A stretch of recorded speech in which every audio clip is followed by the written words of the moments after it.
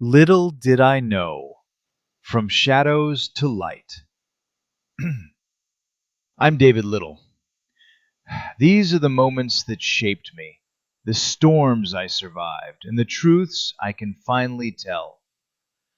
Welcome to my story.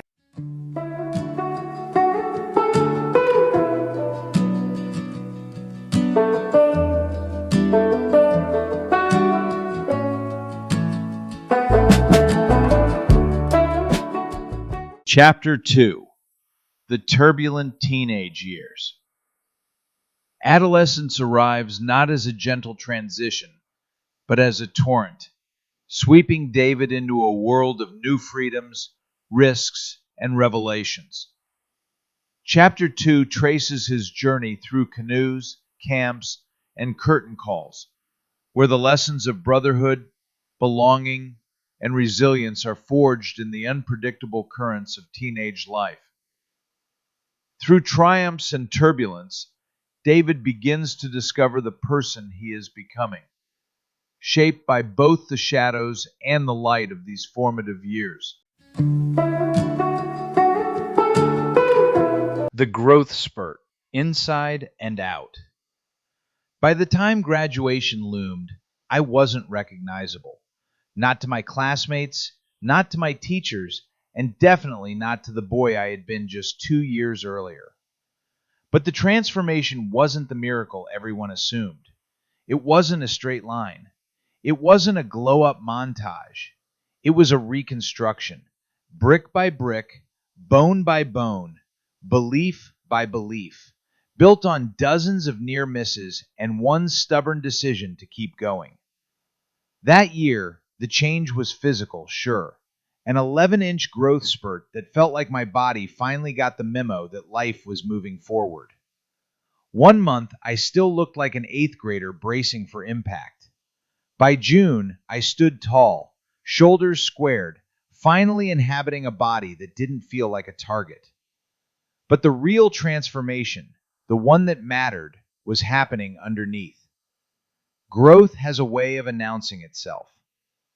At graduation, the principal called my name and singled me out as the most transformed and improved student of the year.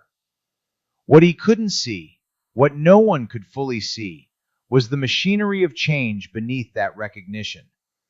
Grades climbing from C's to A's because my mind finally had room to function. Behavior stabilizing because I wasn't in survival mode anymore. Presence strengthening because I believed, for the first time in years, that I had a future worth showing up for. That December night outside Poochie's had cracked something open in me, and spring brought the light through. Faith didn't fix me, it focused me. Church, youth group, campus crusade for Christ. These weren't magic wands. They were scaffolding. A place to be seen without being used. A place to ask questions without being mocked. A place where identity wasn't about what I could provide, but who I was becoming. My sisters felt the same pull. Doreen and Debbie stepping back toward faith at the same time. We weren't perfect. We weren't saints. But we were moving in the same direction again, softly, cautiously, like shattered glass finding its pattern. We sang together. We prayed together. We laughed together. And that mattered.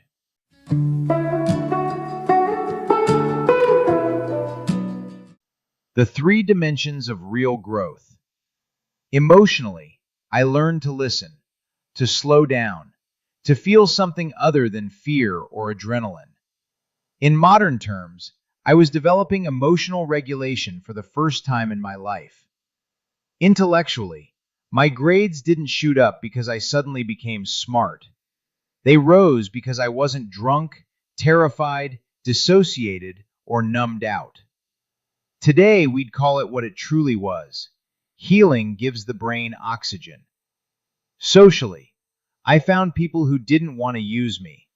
Christopher Hale, Paul Whitney, Jeff Clemens. Even John Coonrod drifted back toward the same light I was stumbling toward. I was finally learning what healthy friendships felt like. And then there was Debbie Seek. Kind, steady, a smile that didn't ask me to perform. That summer was the first time I dated without chaos, without competition, without trying to prove anything. I didn't chase the thrill, I chose the person. And choosing someone, instead of impressing them, was a type of growth no one applauded publicly, but one I felt in my bones.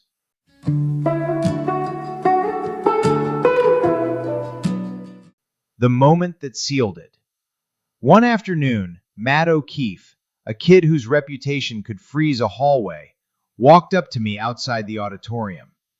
He squinted at me, like he was trying to read a language he'd never seen before. "What's going on with you, man? What changed?" For the first time, I didn't shrink. I didn't lie. I didn't dodge behind swagger or sarcasm. I told him the truth. I told him my testimony, saved from the edge, resuscitated into purpose, led by grace, learning to walk in the light again even when my legs were shaking. Coach was still my nickname, but the meaning had changed. I wasn't hustling. I wasn't running.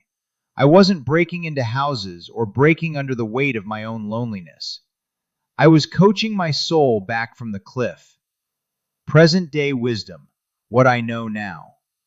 Looking back as a grown man, as a father, as someone who has lived through 1,000 more storms, I understand something I didn't then. Transformation rarely arrives like a miracle.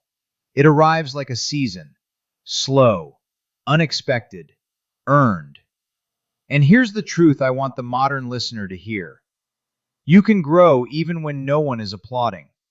You can change even when your past is louder than your hope. You can rise even after you've spent years underground. Growth is rarely dramatic. Often, it's invisible. Until suddenly, it's undeniable. Little did I know. Boot camp was waiting. Life would test me again. My momentum wouldn't last unbroken. But for that brief season, that sacred year between shadow and light, I stood taller in every sense of the word. I grew upward and inward and finally homeward. And that kind of growth? It stays with you long after the cap and gown are gone.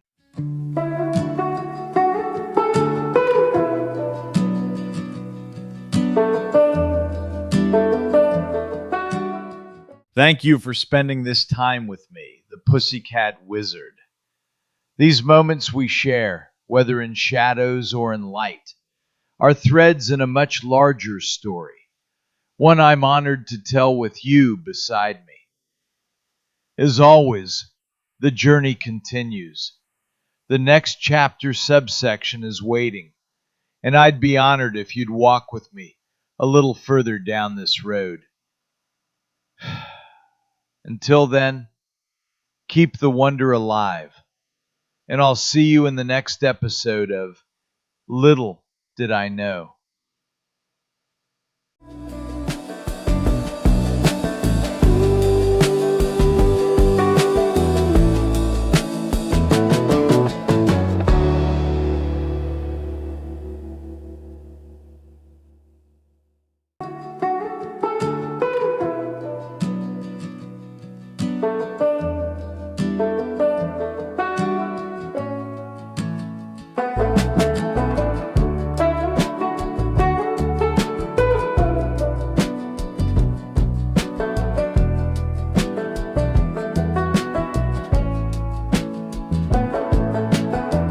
In the quiet of my mind, a tempest rages. Mother's convictions, the script of ages. Her voice a beacon in the fog of my prose. David, she chides, in secrecy it goes. Beneath my breath, a silent plea. Mother, I hear you, but can you hear me? Your savior, your faith you implore, I embrace. Yet within, I wrestle wrestle with my own grace. Torn between the divine and my truth. A son's love, a personal sleuth. Have you surrendered? You persistently ask. In your version of Jesus, should I bask? Jane, your call for aid. He's different, you say. A label pre-made. In your eyes I see the fear of a son's path, not straight but queer.